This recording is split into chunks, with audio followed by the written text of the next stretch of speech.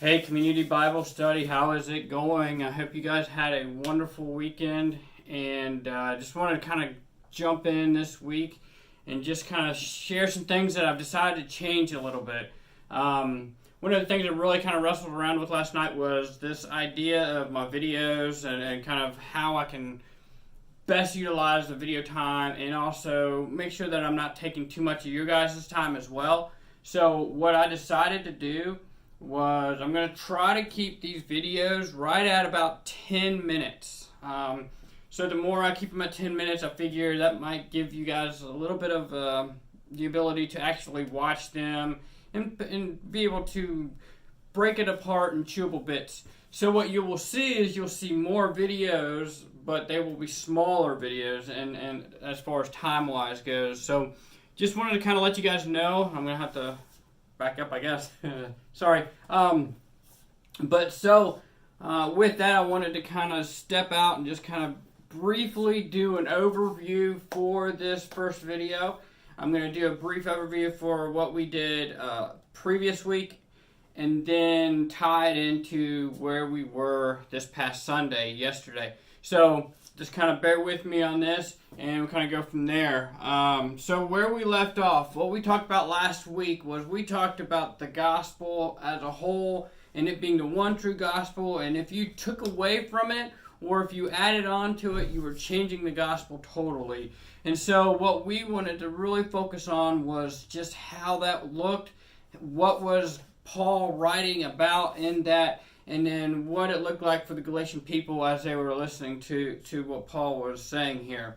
So what I wanted to do was kind of just branch a little bit further as we transition into the next set of scriptures that we studied yesterday, and just kind of really think about that from a standpoint of the Galatian people reading the verses.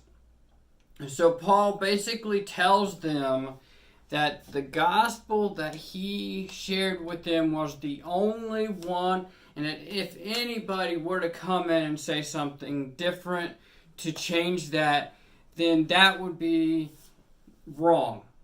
That he says it so strongly. I mean, if you can bear with me, I've got the verses right here. He says, "But even if we or an angel from heaven should preach to you a gospel contrary to the one we preached to you," basically the one that we had already preached to you when I was there, is what he's saying, let him be accursed. And he repeats it again, and he says, "As we have said before, so now I say it again, if anyone is preaching to you a gospel contrary to the one that you've already received, let him be accursed." Those are big, strong words that he is just telling the Galatian followers that, hey, this is strong. This is really important. It's so important that if anybody were to try to change it, then they're going to be accursed. You know, they're leading you guys down a path that leads you going away from the gospel and separating yourself from God. And so the question was, like I said, let's step back and let's look at it from the Galatian people's standpoint.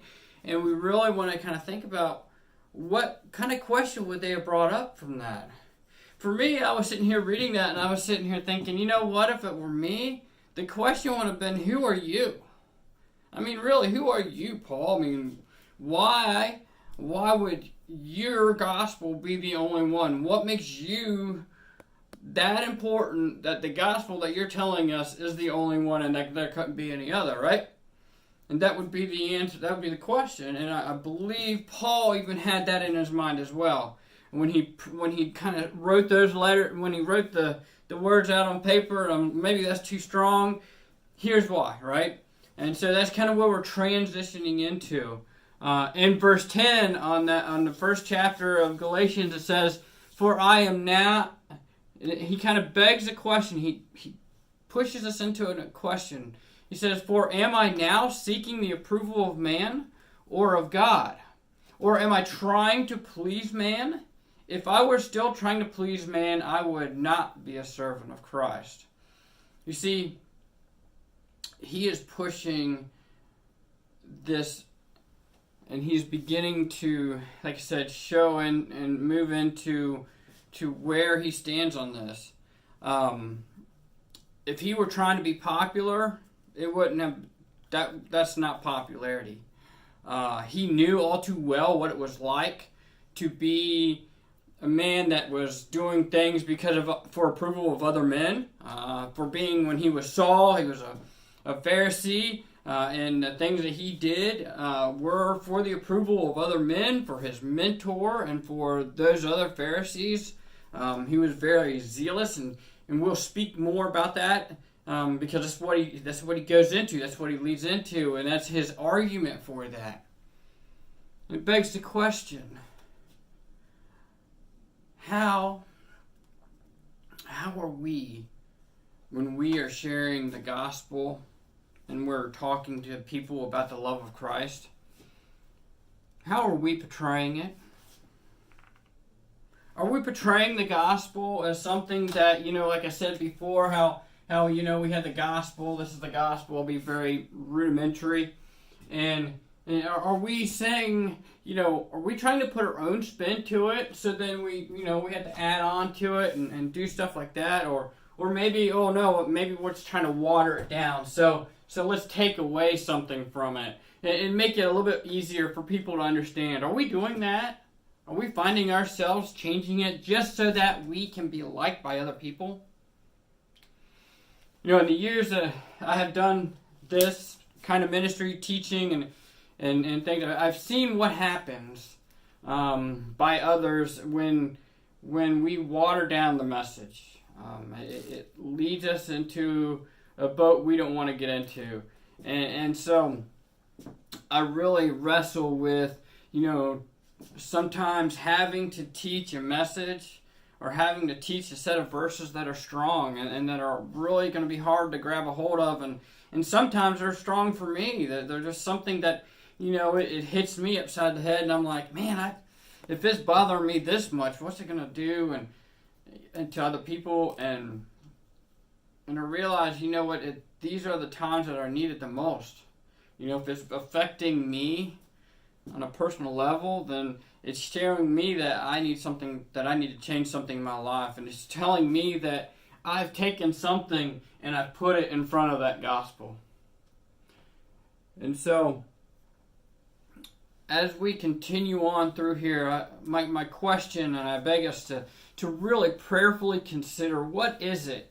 What is it we are putting in front of the gospel?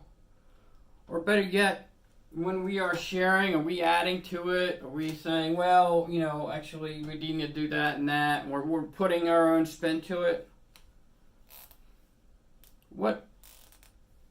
How are we? You say, how are we leading others? Are we leading others towards the gospel with that in mind? Or are we leading others away from the gospel, thinking that there's more that needs to be done? Guys, I'm going to open up a conversation part on our website here. I invite you guys to jump on it. We're going to have a group. It's going to be a group, and we can just chat away and look at them. And I want us to wrestle around with the questions of the gospel and really allow us to open ourselves up. And thinking about Paul here and in our times of seeking the approval of others, let's ask ourselves, who are we really seeking the approval of? I'll be on a little bit, and I'll be trying to navigate through that. It'll be the first time I've really dealt with a messenger group conversation, so it'll be interesting to see how that works out. If you have any questions, once again, click on the comment button and write some comments, ask me questions. If you don't want people to see it, then go up there to where it says send an email or send a message, and it'll send me a private email. Also, down here, hit a like button, like the video, share it if you want to, share it with your friends. That'd be great. I'm actually looking forward to trying to see how we can expand this page further. So, once again, we're going to keep it down to about 10 minutes on these things. We're right now looking at how Paul is confident in the gospel and where does he get his authority to say that this gospel that I preach to you is the only one. and we'll be talking about that on the next video as he transitions away. All right, so thank you guys so much. I look forward to hearing from you. Take care.